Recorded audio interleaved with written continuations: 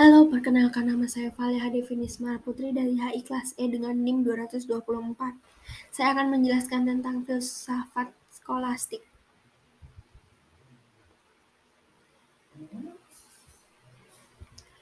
Skolastik adalah kata sifat yang berasal dari school yang artinya sekolah. Dalam bahasa Inggris digunakan untuk menyebutkan tempat menuntut ilmu. Ada pendapat lain yang menjelaskan bahwa skolastik diambil dari kata sekular yaitu ajaran atau sekolahan.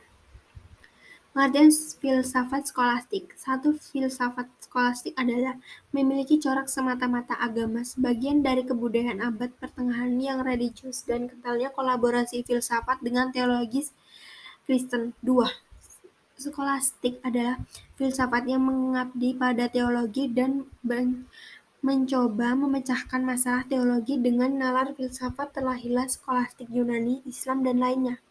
Tiga, skolastik adalah sistem filsafat yang termasuk pengetahuan alam, kodrat akan dimasukkan ke dalam bentuk sintesa yang lebih tinggi antara kepercayaan dan akal.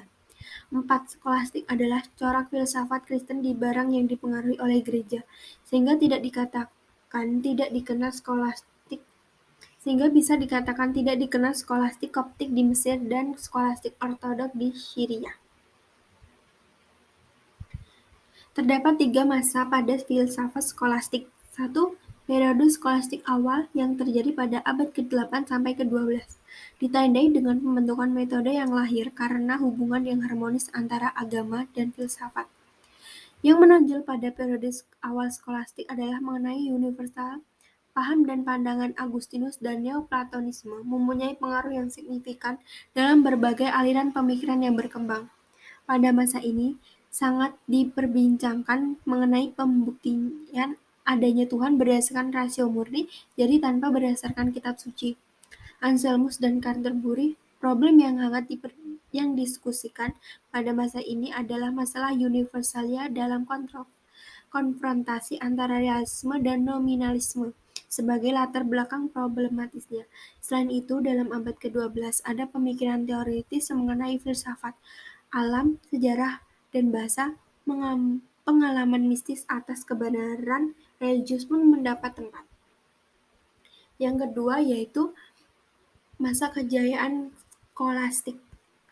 Pada periode dikatakan sebagai masa kejayaan perkembangan skolastik yang banyak dipengaruhi oleh pemikiran filsuf besar Aristoteles, juga akibat adanya pengaruh filsafat Islam dan Yahudi.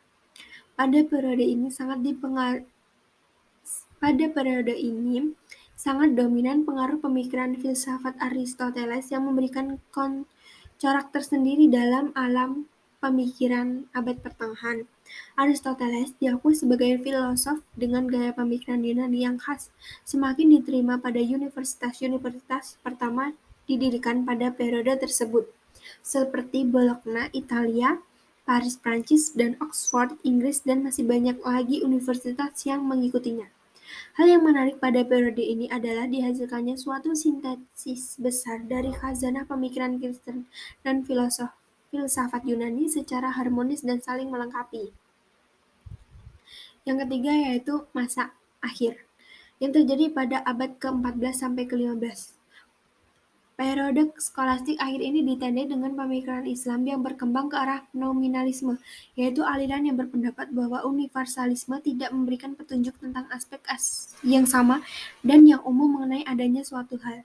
Kepercayaan yang berlebihan akan kemampuan rasio memberikan jawaban yang berkaitan dengan iman mulai berkurang. Ada anggapan bahwa iman dan pengetahuan tidak dapat disatukan secara permanen. Rasio dianggap tidak dapat mempertanggungjawabkan ajaran gereja yang bersifat dogmatis, hanya iman yang dapat menerima dalam hal ini. Selanjutnya, pada periode ini, skolastik ditandai juga dengan memudahnya pengaruh era skolastik.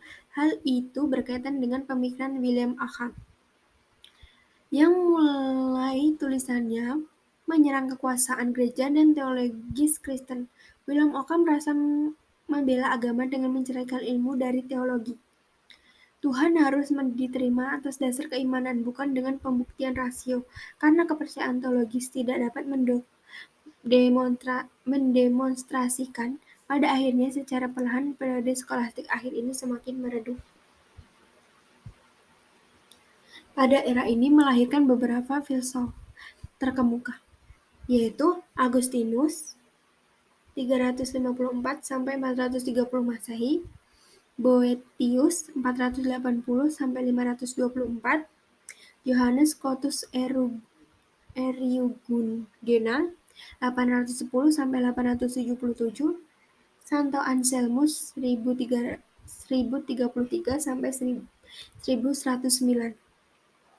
Peter Abelardus 1079–1142, Bonaventura 1221–1274, Singer sekitar 1240–1281, Albertus Agung sekitar 1205–1280, Thomas Aquinas 1225–1274, Johannes Duns Scotus 1264–66–1308, Gulielmus Ockham 1285–1349, Nicolaus Cusanus 1401–1464. Sekian presentasi saya. Assalamualaikum warahmatullahi wabarakatuh.